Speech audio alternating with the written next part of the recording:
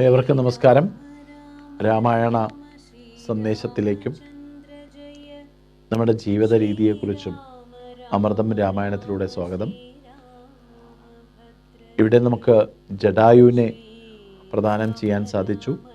ആ ജടായുവിൻ്റെ ആത്മാവ് പരമാത്മാവായ ശ്രീരാമനിലേക്ക് എത്തിച്ചേരാൻ സാധിച്ചു. അവിടെ നിന്നും നമുക്ക് ജടായു സ്തുതി ഒന്ന് 4 വരെയെങ്കിലും കേൾക്കാൻ സാധിക്കും. ഒന്ന് ചൊല്ലിത്തരാം.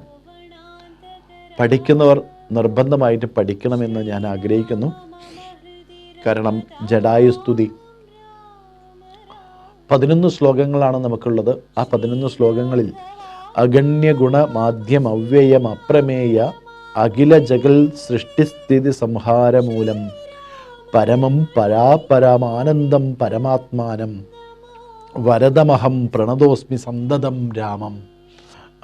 ഇവിടെ നമുക്ക് നോക്കിയാൽ അറിയാം, രാമനെ വർണ്ണിക്കുന്ന ജടായു എത്രയധികം ശ്രേഷ്ഠമായ കാര്യങ്ങളാണ് ആ ഒരു പക്ഷിശ്രേഷ്ഠൻ നമുക്ക് മുന്നിൽ കാണിച്ചു വന്നിരിക്കുന്നത്.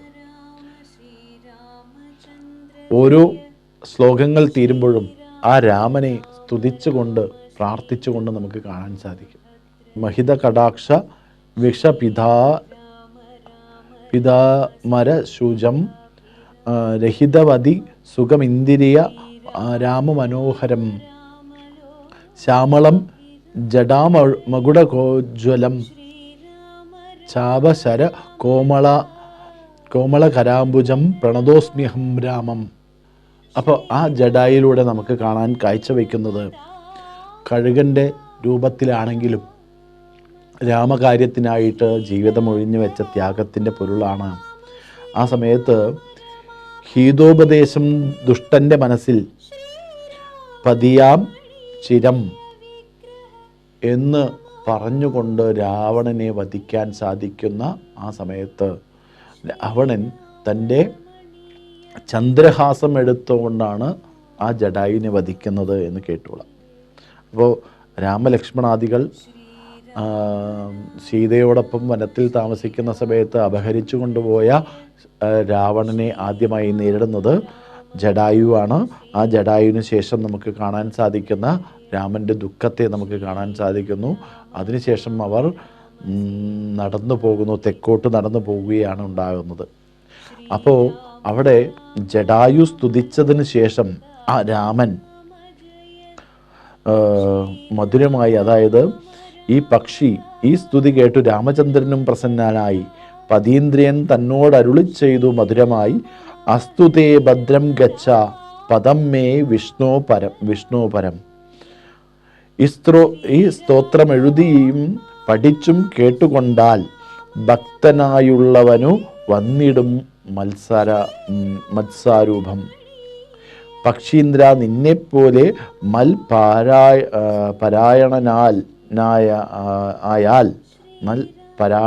പരായണനായാൽ ഇങ്ങനെ രാമവാക്യം കേട്ടു പക്ഷിശ്രേഷ്ഠൻ അങ്ങനെ വിഷ്ണു സ്വരൂപം പ്രാപിച്ചു എന്നാണ് പറയുന്നത്.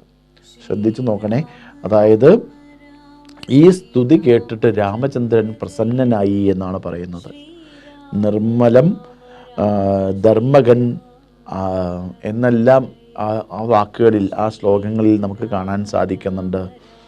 നിർമ്മമ മമതാ ആത്മാരാമം പ്രണതോസ്മ്യഹം രാമം എന്നൊക്കെ നമുക്ക് രാമനെ സ്തുതിക്കുന്നത് കാണാൻ സാധിക്കുന്നു. ആ സ്തുതി വളരെയധികം സമ്പൂർണമായിട്ട്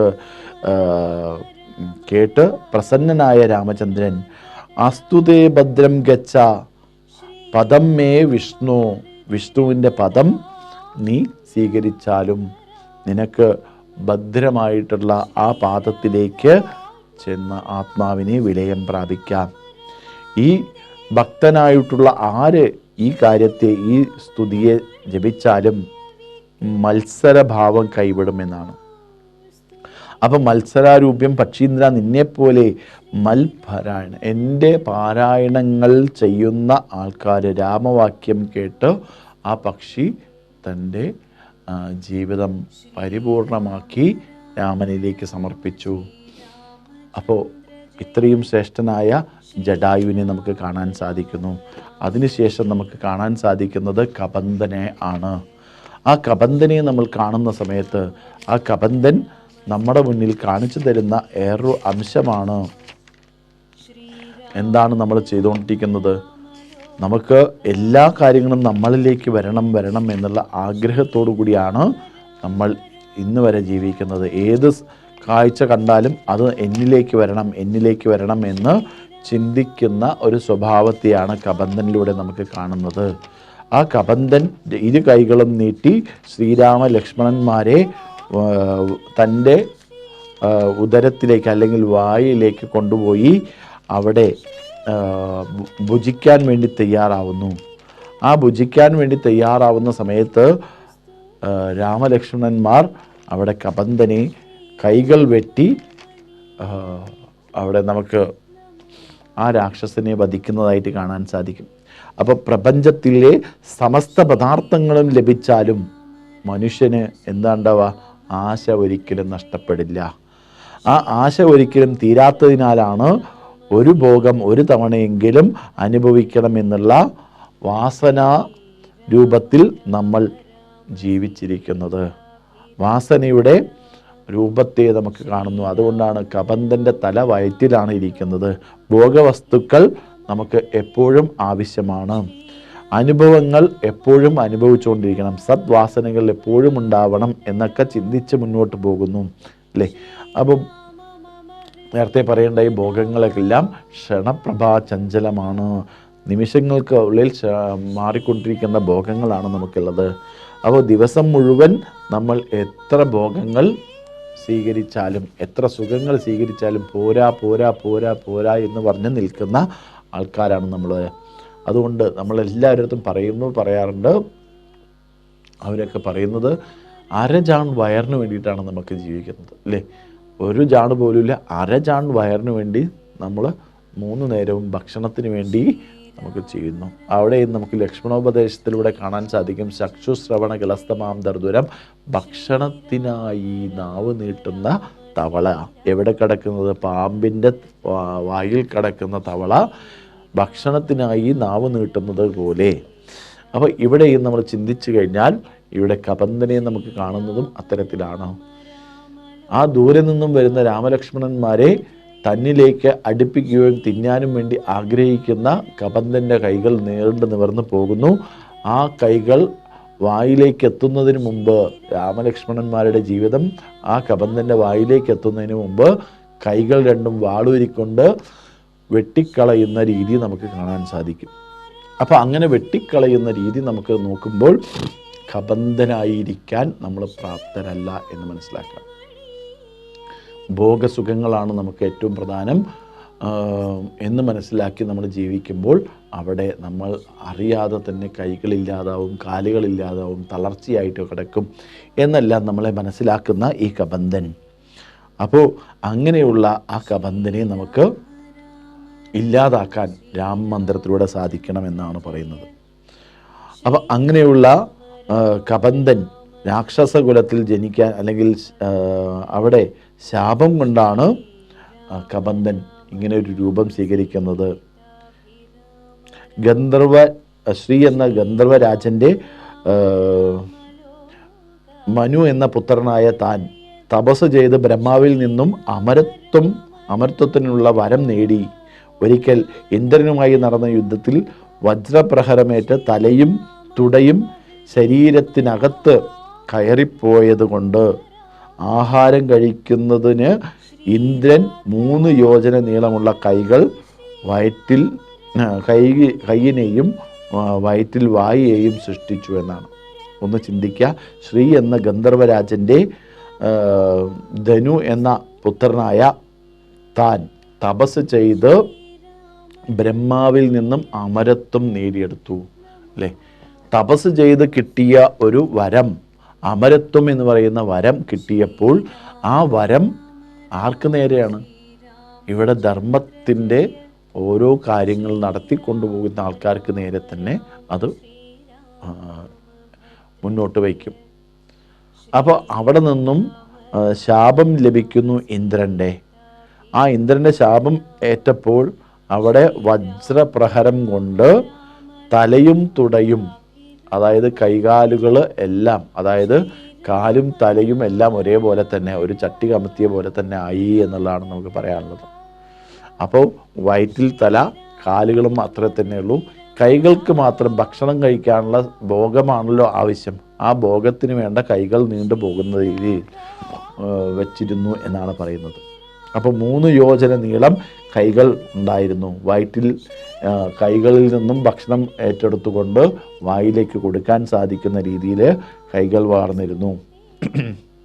അപ്പോൾ ആ കൈകൾ ആരാണോ വന്ന് വെട്ടുന്നത് അതിലൂടെ നിനക്ക് ശാപമോക്ഷം ഉണ്ടാവുമെന്ന് പറഞ്ഞു. അങ്ങനെയാണ് ശ്രീരാമൻ വന്ന് കൈകൾ വെട്ടുമ്പോൾ സ്വദേഹമെടുത്ത് സ്വർഗത്തിൽ വന്നു ചേരണമെന്ന് അറിയിച്ചത്. അങ്ങനെയാണ് ഇദ്ദേഹം വീണ്ടും ആ ശാപമോക്ഷം കിട്ടി തിരിച്ച് സ്വർഗത്തിലേക്ക് പോകുന്നത്. അപ്പോൾ ഇതെല്ലാം വെളിപ്പെടുത്തി അതിൻ്റെ കാര്യങ്ങളെല്ലാം മനസ്സിലാക്കി ആ കബന്ധനെയും നമുക്കിവിടെ കാണാൻ സാധിക്കും. ഇവിടെ നമുക്ക് ഇന്ന് നോക്കിക്കഴിഞ്ഞാൽ ഇത്തരത്തിലാണ്. നേരത്തെ എല്ലാം ഞാൻ പറഞ്ഞിട്ടുണ്ട് ഉദാഹരണങ്ങളായിട്ട്. ഇന്ന് നമുക്ക് കാണുന്ന ഒരുപാട് ആൾക്കാർ സ്വന്തം ഭോഗസുഖങ്ങൾക്ക് വേണ്ടി ജീവിച്ച് ആ ജീവിതം അവസാന കാലഘട്ടത്തിൽ അത് എടുത്തു കഴിക്കാൻ പോലും ഇല്ലാത്ത ഒരു ആരോഗ്യ അവസ്ഥ, നഷ്ടപ്പെടുന്ന അവസ്ഥ നമുക്കെല്ലാം കാണാൻ സാധിക്കുന്നു. അപ്പം അങ്ങനെയുള്ള കബന്ധന്മാർ ആവാതിരിക്കണമെങ്കിൽ നമ്മൾ അമരത്വം കിട്ടിയാൽ ആ അമരത്വത്തെ ഉപയോഗിച്ചുകൊണ്ട് സത്കർമ്മങ്ങൾ ചെയ്യാൻ സാധിക്കണം. അല്ലാതെ ബാക്കിയുള്ളവരെ വലിച്ച് താഴെയിട്ട് നമ്മൾ അവിടെ സീറ്റ് ഉറപ്പിക്കുന്ന പരിപാടിയല്ല അമരത്വം കൊണ്ട് ലഭിക്കേണ്ടത്, അല്ലേ? നമുക്ക് ത്രിശങ്കു സ്വർഗം നേടിക്കൊടുക്കാൻ സാധിക്കുന്ന രീതിയിൽ വിശ്വാമിത്രനെ കണ്ടു.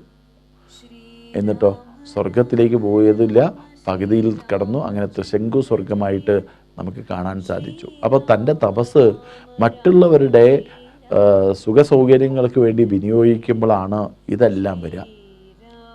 അപ്പോൾ നല്ല തപസ് ചെയ്ത് അമരത്വം സ്വീകരിച്ചെങ്കിൽ ആ അമരത്വത്തിന് നമ്മൾ എന്താണ് ചെയ്യാനുള്ളത്? അമരത്വത്തിലേക്ക് വരണമെങ്കിൽ നമ്മൾ എന്താണ് ചെയ്യാനുള്ളത്? ആ ഒരു കാഴ്ചപ്പാടിലേക്ക് നമുക്ക് മുന്നോട്ട് വരണം. ഒന്ന് ചിന്തിച്ച് നോക്കുക. ഒരുപാട് മഹാജ്ഞാനികളുള്ള സ്ഥലമാണ് ഭാരതം, മഹാതപസ്സികളുള്ള സ്ഥലമാണ് ഭാരതം. അതിൽ കേരളം തന്നെ എടുത്തു നോക്കിയാൽ കുമാരനാശാനെ പോലെയും വള്ളത്തോളിനെ പോലെയും ഒട്ടനവധി ആൾക്കാരെ നമുക്ക് കാണാൻ സാധിക്കുന്നു, മഹാപണ്ഡിതന്മാരെ നമുക്ക് കാണാൻ സാധിക്കുന്നു. അപ്പോൾ ഇങ്ങനെയുള്ള ഓരോ പ്രഭുക്കന്മാർ നമുക്ക് പകർന്നു തന്നത് അജ്ഞാനികളിൽ നിന്നും ജ്ഞാനത്തെ സമ്പാദിക്കാനുള്ള ലളിതമായ ഭാഷ്യരൂപത്തിലുള്ള വ്യാഖ്യാനങ്ങളാണ്. പക്ഷേ ഇതെല്ലാം വിമർശിക്കപ്പെടുകയും അവരെ ഇല്ലാതാക്കുകയും ചെയ്യുന്ന ഒരു ഭോഗ സംസ്കാരത്തിലേക്കാണ് ഇപ്പോൾ നമ്മൾ പോയിക്കൊണ്ടിരിക്കുന്നത്. നമ്മുടെ വിദ്യാഭ്യാസമാവട്ടെ, നമ്മുടെ കുടുംബജീവിതമാവട്ടെ, ആചാരങ്ങളാവട്ടെ, ധർമ്മങ്ങളാവട്ടെ, ഇതെല്ലാം നമുക്ക് വേണമെങ്കിൽ ആവാം, അല്ലെങ്കിൽ ആർക്കെങ്കിലും എതിരെ പ്രയോഗിക്കാനുള്ള ഒരു ഉപയോഗമായിട്ട്, അല്ലെങ്കിൽ എന്താ പറയുക, എതിരെ ചൂണ്ടുവരലാക്കാനുള്ള ഒരു മാർഗം മാത്രമാണ് എന്ന് പറഞ്ഞിട്ടാണ് ഇന്ന് പോകുന്നത്. ഇത് മാറ്റിയെടുക്കാൻ നമുക്ക് കബന്ധനിലൂടെ സാധിക്കണമെന്നാണ് എനിക്ക് പറയാനുള്ളത്. അപ്പോൾ രാമലക്ഷ്മണന്മാർ അവിടെ ആ പഴയ രൂപം കിട്ടി സീതാന്വേഷണത്തിനാണ് പോകുന്നത് എന്ന് പറഞ്ഞപ്പോൾ സുഗ്രീവൻ്റെ അടുത്തേക്ക്, സമീപത്തേക്ക് പോകാനുള്ള വഴി കാണിച്ചു കൊടുക്കുകയും അങ്ങനെ ആ വഴിയിലൂടെ പോയാൽ സുഗ്രീവനിലേക്ക് എത്താമെന്നും നീണ്ട കൈയും തലയും വയറ്റിലാക്കിയ കബന്ധൻ വലിയൊരു പ്രതീകമാണ് നമുക്ക് പകർന്നു തരുന്നത്. വഴി കാണിച്ചു കൊടുക്കുകയും ചെയ്യുന്നു, സുഗ്രീവനിലേക്കുള്ള വഴി, അല്ലേ? അപ്പോൾ അങ്ങനെ നമുക്ക് സുഗ്രീവൻ്റെ അടുത്തേക്ക് എത്തിക്കാനുള്ള ഒരു മാർഗം കൂടി കബന്ധനിലൂടെ കിട്ടിയെന്നാണ്. അപ്പോൾ നല്ലത് ചെയ്യാൻ വേണ്ടി തയ്യാറെടുക്കുന്ന ഒരുപാട് ആൾക്കാരുണ്ട്. പക്ഷേ എന്തോ ഒരു കാരണം കൊണ്ട്, എന്തെങ്കിലും ഒരു മനസ്താപം കൊണ്ട് അത് ചെയ്യാതിരിക്കുന്ന ആൾക്കാരെയും നമുക്ക് കാണുന്നുണ്ട് എന്നർത്ഥം, അല്ലേ? അപ്പോൾ അതിന് സത്സംഗത്തിലൂടെ നമുക്ക് മാറ്റിയെടുക്കാൻ പറ്റും, അല്ലേ? ഒരു ശാപം കിട്ടി ഇന്ദ്രനിൽ നിന്നും, അതുകൊണ്ട് കൈകൾ നീട്ടി വളർത്തി വരുന്ന ആൾക്കാരെയൊക്കെ തിന്നാനുള്ള ഭോഗവസ്തുക്കളായി മാറ്റി. അങ്ങനെ രാമലക്ഷ്മണന്മാരെയും ഭോഗസുഖത്തിനായിട്ട് വിഴുങ്ങാൻ നിന്നപ്പോൾ കൈകൾ വെട്ടിയപ്പോൾ അവിടെ നിന്നും യഥാർത്ഥ രൂപം സ്വീകരിക്കാനും സ്വർഗത്തിലേക്ക് പോകാനും സാധിച്ച കബന്ധൻ അവിടെ വഴി കാണിച്ചു കൊടുക്കുന്നു അല്ലേ? ആദ്യം മുതലേ നമ്മൾ പറയുന്നു ധർമ്മം ധർമ്മം ധർമ്മം ധർമ്മം എന്ന്. ഈ ധർമ്മത്തെ കാണിച്ചു കൊടുക്കുന്നത് ഒരു രാക്ഷസ രൂപത്തിൽ കുറച്ചു കാലം ജീവിക്കേണ്ടി വന്ന കബന്ധൻ പോലും കാണിച്ചു കൊടുക്കുന്നു. അപ്പോൾ വഴി കാണിച്ചു കൊടുക്കാൻ നമുക്ക് സാധിക്കണം. നമ്മുടെ കുട്ടികൾക്ക് വഴി കാണിച്ചു കൊടുക്കണം. സുഗ്രീവനിലേക്ക് എത്താനുള്ള വഴി കാണിച്ചു കൊടുക്കണം അല്ലേ? ശബരി മാതാവിലേക്ക് എത്താനുള്ള വഴി കാണിച്ചു കൊടുക്കണം അല്ലേ? അങ്ങനെയുള്ള ഒരു തയ്യാറെടുപ്പാണ് ആരണ്യകാണ്ഡത്തിൽ നമുക്ക് കാണാൻ സാധിക്കുന്നത്. അപ്പോൾ അഗസ്ത്യമുനിയിൽ തുടങ്ങി നമുക്ക് ഓരോ ഋഷീശ്വരന്മാരും ശ്രീരാമനെ നയിച്ച് നയിച്ച് നയിച്ച് നയിച്ച് ആ ബ്രഹ്മവിദ്യയെ കൈവിടാതെ സൂക്ഷിക്കുകയും അവിടെ വന്ന് തട്ടിക്കൊണ്ടുപോകാവുന്ന രീതിയിൽ മാരീചവേഷം കൊണ്ട് സ്വർണ്ണമാനിൻ്റെ പുറകിലേക്ക് അശ്രദ്ധ കൊണ്ടോ അല്ലെങ്കിൽ ആ ഒരു സമയം കൊണ്ടോ അവിടെ നിന്ന് മാറിപ്പോയപ്പോൾ രാവണൻ്റെ കൈകളിലേക്ക് പോകുന്ന ബ്രഹ്മവിദ്യ അവിടെ നിന്നും അതിനെ ഈ കൊണ്ടുപോകാതിരിക്കാൻ ശ്രമിക്കുന്ന പക്ഷിശ്രേഷ്ഠനെയും നമുക്ക് കണ്ടു. അതിനുശേഷം അവിടെ നിന്നും സീതാന്വേഷണത്തിനായി മുന്നോട്ട് പോകുന്ന സമയത്ത് കബന്ധനെയും നമുക്ക് കണ്ടു. ആ കബന്ധൻ സുഗ്രീവനിലേക്ക് എത്താനുള്ള വഴിയെ കാണിച്ചു കൊടുക്കുന്നതായിട്ട് നമുക്ക് കാണുന്നു. ഇവിടെ നമുക്ക് മുന്നോട്ട് പോകുന്ന സമയത്താണ് ശബരി ആശ്രമത്തിലേക്ക് എത്തുന്നത് അല്ലേ? ആ ശബരീ ദേവിയെ നമുക്കൊന്ന് കാണുവാനും ആ ശബരീ ദേവിയായിരിക്കുവാൻ ഏറ്റവും കൂടുതൽ വയോവൃദ്ധന്മാരെ നമുക്ക് പ്രോത്സാഹിപ്പിക്കേണ്ടതും ആവശ്യമാണ്. ശ്രീരാമൻ ഇന്ന് വരും നാളെ വരും എന്ന് പറഞ്ഞ് മാതംഗ മഹർഷിയുടെ ശിഷ്യയായ, അതും നമ്മൾ നോക്കിക്കഴിഞ്ഞാൽ ആ മാതംഗ മഹർഷിയുടെ ആശ്രമത്തിൽ പുഷ്പങ്ങളെല്ലാം കൊണ്ടേ വെച്ച് ആശ്രമത്തിൽ കയറാനുള്ള ജാതി വ്യവസ്ഥയോ അല്ലെങ്കിൽ അത് സ്വീകരിക്കുമോ എന്ന് ആ ഋഷിയോട് ചോദിക്കാൻ പോലും പേടി ഉണ്ടായിരുന്ന ആ ശബരീ ദേവി മാതംഗ മഹർഷി അവസാനം കണ്ടുപിടിക്കുന്നു ആരാണ് ഇത്തരത്തിൽ കാര്യങ്ങൾ ചെയ്യുന്നത് എന്ന് മനസ്സിലാക്കിയപ്പോൾ ശബരീ ദേവിയെ തൻ്റെ ശിഷ്യസ്ഥാനത്തേക്ക് ഇരുത്തുകയും ആ ശബരീ ദേവിക്ക് എല്ലാ കാര്യങ്ങളും ആശീർവാദങ്ങളും നൽകിക്കൊണ്ട് താൻ അവിടെ നിന്നും അപ്രത്യക്ഷമാവുകയും ചെയ്യുന്നു. എന്നിട്ട് ആ ശബരീ ദേവിക്ക് മാർഗം പറഞ്ഞു കൊടുക്കുന്നു. നീ ഇവിടെ തന്നെ രാമനെയും കാത്തിരിക്കണം.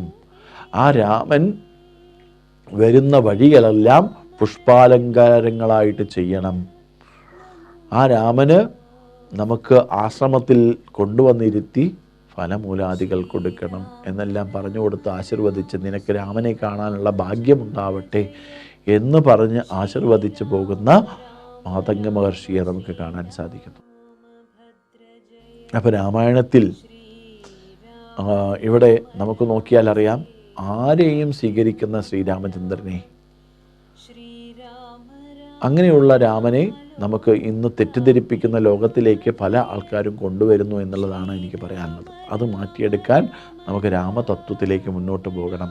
ആ ശബരീ ദേവിയുടെ ആശ്രമത്തിലേക്ക് എത്തിക്കൊണ്ടിരിക്കുന്ന സമയത്ത് അവിടെയും കുഞ്ഞു പൈതങ്ങൾ കളിച്ചുകൊണ്ടിരിക്കുന്ന സമയത്ത് പറയാറുണ്ട്, ഈ വയസ്സായ അമ്മ എത്ര കാലമായിട്ട് എൻ്റെ അച്ഛനൊക്കെ പറയുന്നത് കേട്ടിട്ടുണ്ട്, ഈ അമ്മ ആരെയോ കാത്ത് എല്ലാ ദിവസവും ഇതേപോലെ പുഷ്പങ്ങളൊക്കെ വലിച്ച് ആശ്രമത്തെ ശുദ്ധീകരിച്ച് അവിടെ ഗംഭീരമായി അലങ്കാരങ്ങളും പുഷ്പാലങ്കാരങ്ങളെല്ലാം ചെയ്ത് ദിവസേന വയ്ക്കുന്നതായിട്ട് പറയാറുണ്ട് അല്ലേ?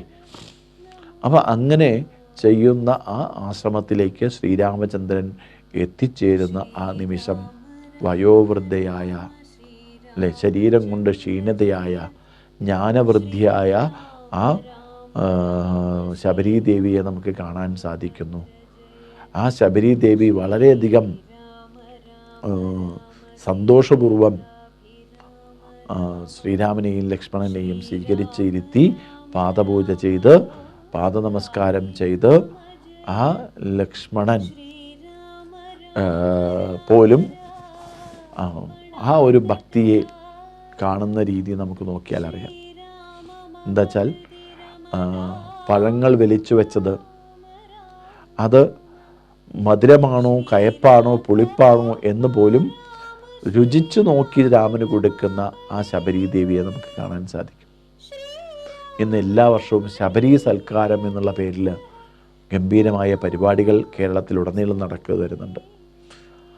അപ്പോൾ അത്തരത്തിൽ ഫലങ്ങൾ കടിച്ച് മറ്റുള്ളവർക്ക് കൊടുക്കുന്ന ഒരു സമ്പ്രദായം, അത് വ്യത്യാസമില്ലാതെ ശബരി സൽക്കാരത്തെ പ്രദാനം ചെയ്തുകൊണ്ട് സാധിക്കുന്നു എന്നുള്ളതാണ്. ഇവിടെ ഇന്ന് നമ്മൾ ചിന്തിച്ചു കഴിഞ്ഞാൽ നമ്മുടെ മുത്തശ്ശിമാർ സ്നേഹത്തോടുകൂടി പേരക്കുട്ടികളെ മടിയിൽ വെച്ച് അവർ ചിലപ്പോൾ തിന്നുകൊണ്ടിരിക്കുന്ന ഏതെങ്കിലും ഭക്ഷണ പദാർത്ഥങ്ങൾ ആ കുട്ടിക്ക് കൊടുക്കുന്നതായിട്ട് നമുക്ക് കാണാം. ചിലപ്പോൾ അവർ കടിച്ചോണ്ട് തിന്നുകൊണ്ടിരിക്കുന്ന സാധനങ്ങളായിരിക്കാം. അവരുടെ പല്ലിന് പോലും ബലമില്ലാത്ത സ്ഥലത്ത് ആ ബലവത്തായ മറ്റേ ഫലങ്ങൾ അല്ലെങ്കിൽ പഴങ്ങളെല്ലാം അതൊന്ന് മക്കൾക്ക് പേരക്കുട്ടികൾക്ക് കൊടുക്കുമ്പോൾ അത് തട്ടിമാറ്റുന്ന ആൾക്കാരെ നമുക്ക് കാണാൻ സാധിക്കും. വളരെ ദുഃഖിതയായ ഒരു അമ്മ എന്നോട് പറഞ്ഞതാണ്, പേരക്കുട്ടിയെ മടിയിൽ വെച്ച് ഭക്ഷണങ്ങൾ കൊടുക്കുന്നത് പോലും എൻ്റെ മരുമകൾ അല്ലെങ്കിൽ മകൾ നിഷേധിച്ചു എന്ന് പറയുന്ന ഒരു സങ്കടത്തിൽ ഇപ്പോൾ കേരളം പോയിക്കൊണ്ടിരിക്കുകയാണ്. അച്ഛനോ അല്ലെങ്കിൽ മുത്തശ്ശനോ മുത്തശ്ശിയോ അവർ തിന്നുകൊണ്ടിരിക്കുന്ന പദാർത്ഥങ്ങൾ എങ്ങാനും എടുത്തു കൊടുത്താൽ നിനക്ക് വേണമെങ്കിൽ വേറെ എടുത്ത് കഴിക്കുക, നിനക്ക് വേറെ പ്ലേറ്റിൽ വയ്ക്കാം, അങ്ങനെ വെവ്വേറെയാക്കി കൊണ്ടുപോകുന്ന സ്നേഹബന്ധങ്ങൾ, കുടുംബ ബന്ധങ്ങൾ ശിഥിലമാക്കിക്കൊണ്ടിരിക്കുന്നു. അതുകൊണ്ട് മനസ്സിൻ്റെ ആരോഗ്യം നഷ്ടപ്പെടുന്നതിലൂടെ ശരീരത്തിൻ്റെ ആരോഗ്യം നഷ്ടപ്പെട്ടുകൊണ്ടിരിക്കുന്ന സമൂഹത്തിലാണ് ഇന്ന് നമ്മൾ ഓരോരുത്തരും ജീവിക്കുന്നത് എന്ന് പറയുകയാണ്. അപ്പോൾ ശബരീദേവിയുടെ ആ തപസ് കൊണ്ട് ശ്രീരാമൻ പോലും ആ ശബരി ആശ്രമത്തിലെത്തി. അവിടെ ഇരുന്നുകൊണ്ട് സേവിച്ച ഭക്ഷണങ്ങൾ, അത് കഴിഞ്ഞ് കടിച്ചു തിന്ന കാഴ്ച കണ്ടിട്ട് ലക്ഷ്മണൻ പോലും ശ്രീരാമനെ, അതായത് ആ വേദനാജനകം കാണിക്കുന്നുണ്ട് എന്ന് ആചാര്യഭാഷണത്തിൽ കാണാൻ സാധിക്കും. അപ്പോൾ ശബരീദേവി ശബരി ആശ്രമത്തിൽ പുൽകിയ ആ ഒരു ഭാവം നമുക്ക് അതിഥി ദേവോ ഭവ എന്നുള്ള സങ്കല്പത്തിലേക്ക് എത്തിക്കാൻ നമുക്ക് സാധിക്കുന്നു. ആ ശബരീദേവി പറഞ്ഞു കൊടുക്കുന്ന ഒരു മഹാതത്വമാണ് സുഗ്രീവനിലേക്ക് എത്താനുള്ള ഒരു മാർഗത്തെ കാണിച്ചു കൊടുക്കുന്നത് നമുക്ക് കാണാൻ സാധിക്കും. എല്ലാവർക്കും ഈ രാമസന്ദേശത്തിലൂടെ എല്ലാവരുടെയും ജീവിതത്തിൽ അതിഥി ദേവോ ഭവ എന്നുള്ള വാക്യത്തെ ഊർജിതപ്പെടുത്തുവാൻ സാധിക്കട്ടെ എന്ന് മാത്രം പറഞ്ഞുകൊണ്ട് നിർത്തുന്നു. നമസ്കാരം.